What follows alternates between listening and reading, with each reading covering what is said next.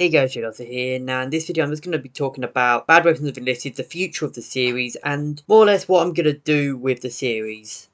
So you may have seen that my last video was in fact a Bad Weapons of Enlisted. It was on the M1903A4 Springfield, and the reasons why I think it's a bad weapon. Now, I'm just going to use this video to kind of clear up the guidelines on what makes a bad weapon and what I class as a bad weapon and worthy of an inclusion on the Bad Weapons of Enlisted. Now, when judging a weapon for this series, I judge it on 3 different critiques. The 3 critiques are for cost, so how many silver orders the weapon costs, performance, how well it performs on the battlefield, and relevancy, how relevant the weapon is in the playstyle. With all of this out of the way, I'm actually going to be listing off all of the weapons in Enlisted for the American side, and whether or not they are going to get a Bad Weapons of Enlisted video or not. So first, let's throw up weapons which won't be included. These include the Engineer's Hammer, because it's not really a weapon.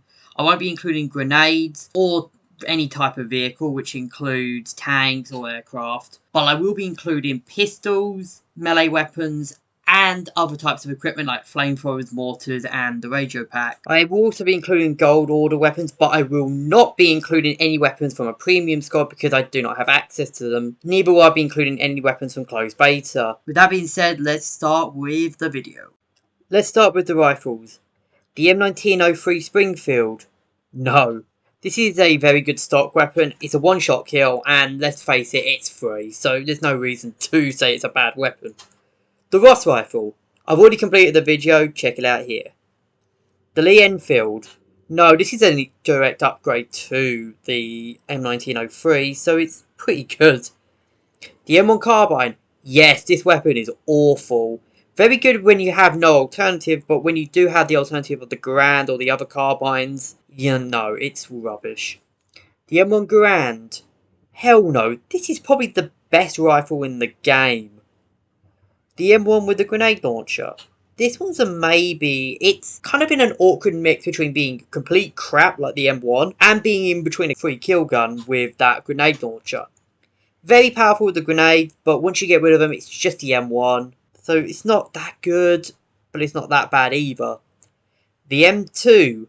Hell no, this thing is a fucking automatic killer at close range. Seriously, this is probably the best close range weapon the US actually have. Let's move on to snipers. The Springfield M1903A1. This one's a maybe because just like the Ross rifle, it's not really got too much, but I would say it kind of justifies the silver order cost with the scope. The Springfield M1903A4. Completed. The Sniper Garand. No, this thing literally takes away the sniper's weakness of being able to close range fight. I've cleared bunkers with this thing. It is incredible.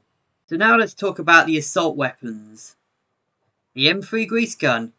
Yes, this is honestly hot garbage, and the A1 is just superior in every way. The A1 Grease Gun.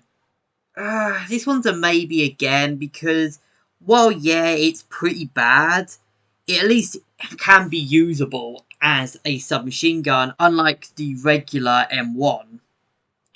The Winchester. As sad as it is to say, yes, I've shot the full chamber out at someone and not killed them at close range when they just got revived.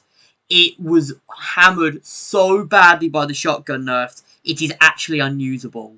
Which is a shame because the go-to strategy was used to have the shotguns with the secondary weapons. The Stem. No, this is actually a really powerful SMG which people don't actually take much advantage of. It's super good, and I would generally say this is where the Allies kind of start dominating when they get the Stem. The Lancaster. No, this thing is a direct upgrade to the Stem, which was already a really good gun. The Thompson. Hell no, this thing is fucking dirty. It feels dirty to use this weapon, which is why I love it so much. Now we go over to my favourite class of weapon, LMGs. Let's start with the first one, the Bren. No, this is a very, very powerful LMG. Probably the best LMG in the game, actually, which is ironic, as you get it right at the start. And it's also the best at long ranges.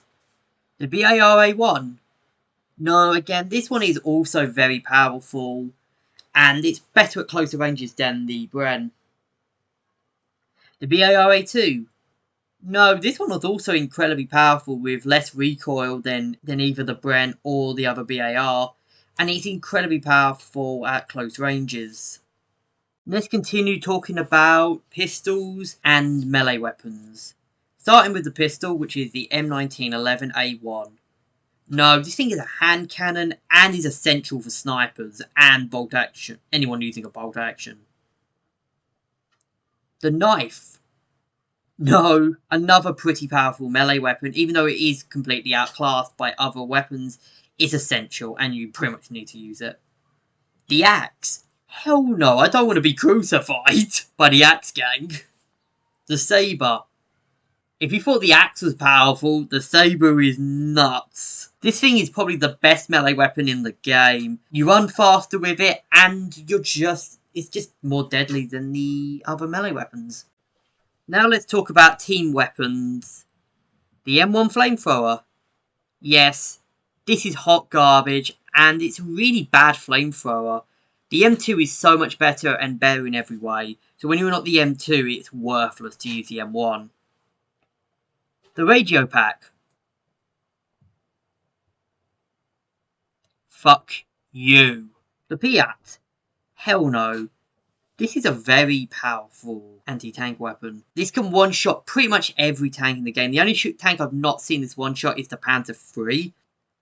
The 2-inch mortar, maybe. It's gotten some nerfs and it can be annoying, but it is pseudo-usable, at least. The M2 flamethrower. No, this thing is incredibly powerful. And finally, the gold order weapons. The Peterson device. Yes, this is hot garbage. Do not spend a gold order on the Peterson device. You will be wasting that gold order. And finally, the M2A1 carbine. I generally do not know. I've heard rumours that it's bad, but from what it looks like, it could just be another M2 carbine. I'll have to judge it myself, and I don't have a gold order, so I can't actually give it a rating yet.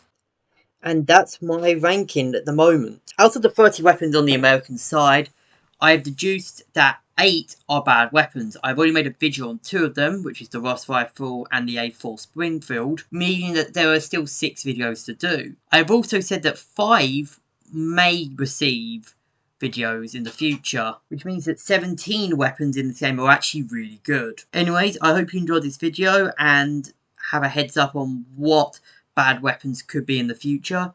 Please like, comment and subscribe, and comment which weapon you want to see out of the 6 mentioned. Thank you, and I'll talk to you guys later.